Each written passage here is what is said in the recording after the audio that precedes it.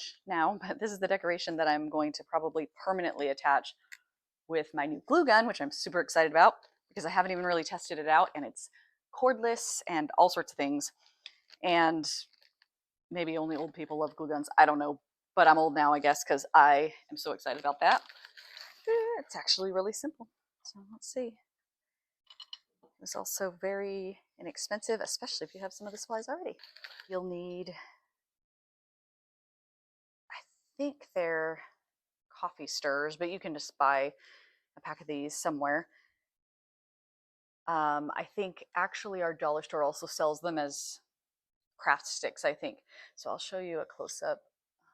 It's just those sticks without the rounded end. And I just used some white yarn. I might even swap that out when I kind of make the permanent version with some twine or something brown that looks a little more like the sticks. So that's fun. These, I believe I also bought at the Dollar Tree. They were either in like an aquarium pack, or they may have been in like a dinosaur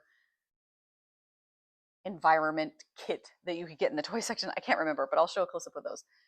They're just little waxy things. I bought them instead of some of the other options because it's just so easy to stick them in here. They don't have like a flat base, which if you got that kind, you could just cut it off. But you want something fake. And then this was, I think, the only real expense, which I want to say it was only like $3 or so for a bag. And I still have quite a bit left. Spanish moss. Yeah. No, peat moss. I don't know. I'll look it up. I can't remember what it's called, but let me show you a close-up. And it looks green, but it's actually dry and crispy. There's other options you could probably do. I liked that it was a bit brown and dry in spots because that made it look more realistic.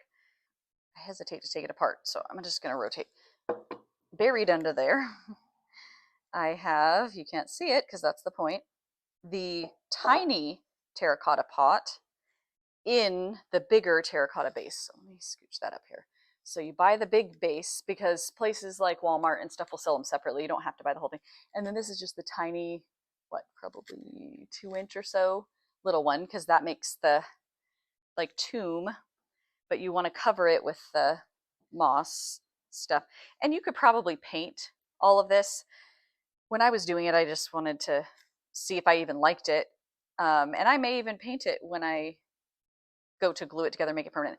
Then I don't know if it showed, these are just also at the dollar store. You can buy a bag of rocks if you don't live somewhere that there's a bunch of rocks the right size. I liked kind of this larger pebble look. Then this one I did have, it took me a little while to find.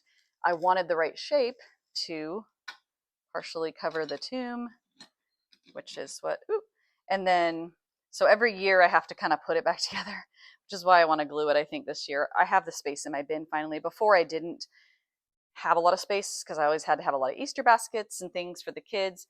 But now that I have a little more space, I want to make it so I don't have to have things falling off every year. This part's the tricky part, which it wouldn't be if I glued it, but I just stick these in the kind of grassy stuff.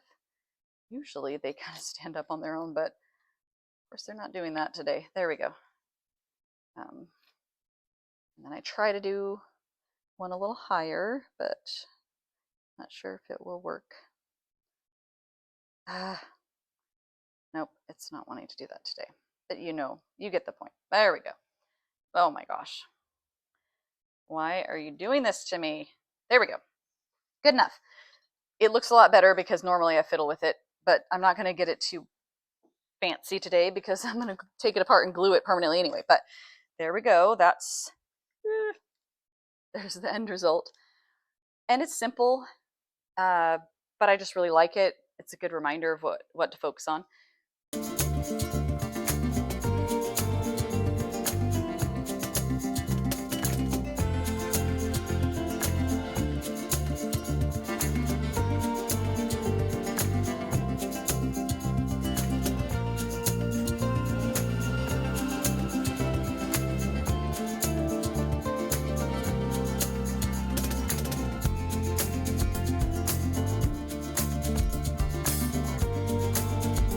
My mom has done for as long as I can remember. You get whatever kind of plastic eggs that you want, and you can do various things with them, but in each one, they're numbered. They correspond to a part of the Easter events.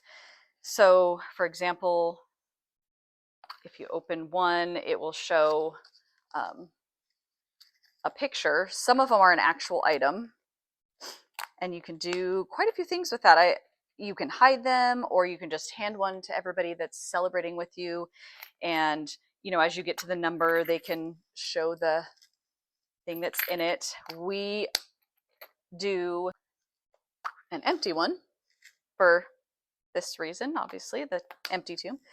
But I also started doing a gold one for the He is Risen. So that's the last one. It always is the gold one. And the one before is the empty one. So that's just something simple that you can do, and it doesn't take up a lot of space.